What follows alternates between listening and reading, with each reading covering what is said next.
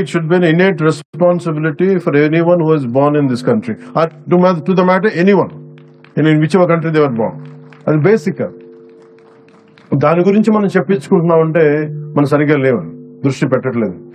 అలాగే నేను జడ్జిమెంట్ చేయను, వెదర్ ఐ లెఫ్టిస్ట్ రైటిస్ట్, నేను ఎప్పుడు జడ్జిమెంట్. నేనేమని చెప్తానంటే సమతుల్యత, ఇట్స్ అ బ్యాలెన్స్. ప్రపంచం మనం కూర్చోబెట్టి మన ఎక్స్ట్రీమ్ లెఫ్ట్ ఎక్స్ట్రీమ్ రైట్ అంటే పనిచేయదు. సో నేను అందుకని ఈరోజు నేను పాలిటిక్స్కి వచ్చినా, పుస్తకాలు చదివినా, అది ఎవరికో చెప్పడానికో ఈరోజు పంచుకున్నాను. కానీ నా ఆలోచన ప్రతిసారి ఏముంటుంది, నేను మన విజయవాడ ఇలాంటి వచ్చినప్పుడు నేను కమ్యూనిస్టులతో మాట్లాడతాను, లేదంటే రైట్ వింగ్ మారిపోయాడు ఇట్లాంటి. నేను ఎప్పుడు అట్లేదు, ఎప్పుడు ఒకటేలా ఉన్నాను. కాదేనంటే నేను ఎప్పుడు ఆ బ్యాలెన్స్ ని చూసుకుంటా ఉన్నాను. సో ఉదాహరణకి చిటా గ్యాంగ్ విప్లవ వీరులది కానీ, ఒక చంద్రశేఖర్ ఆజాద్ కానీ, అలాగే మొత్తం కూర్చోబెట్టి గజనీ మహమ్మద్ మనకి దాడులు కానీ, ఇవన్నీ ఒకటే కాలంలో ఒక 7-8 years టైంలో అటు కమ్యూనిస్ట్ చరిత్ర చదివాను, భారతీయ సంస్కృతి మీదుగా చదివాను. అలాగే నండూరు రామ్మోహన్ రావు గారి విశ్వదర్శనం కానీ, ఇవన్నీ కూడా నా మీద చాలా ప్రభావం చూపించే ఇవన్నీ.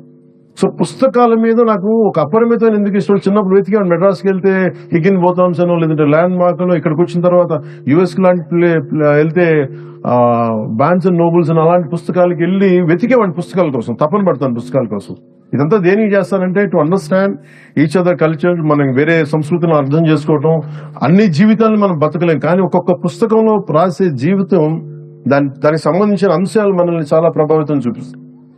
అలాగే మనకి పొద్దున్నే చదువుతా నేను వనవాసిని విభూతి భూషణ్ బందోపాధ్యాయ గారిది వనవాసిని పుస్తకం చదువుతూ వచ్చా.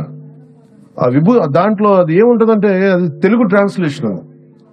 అలాంటిది ఆయన గురించి చదువుతా ఉంటే మనకి 1914-20లో ఎలా ఉండేది కలకత్తా, అప్పుడు పరిస్థితులు ఏంటి, అప్పుడు ఆలోచన విధానం ఎలా ఉండేది, ఇట్లాంటివన్నీ మనకి చాలా అవగతం అవుతాయి, చాలా అర్థం అవుతాయి.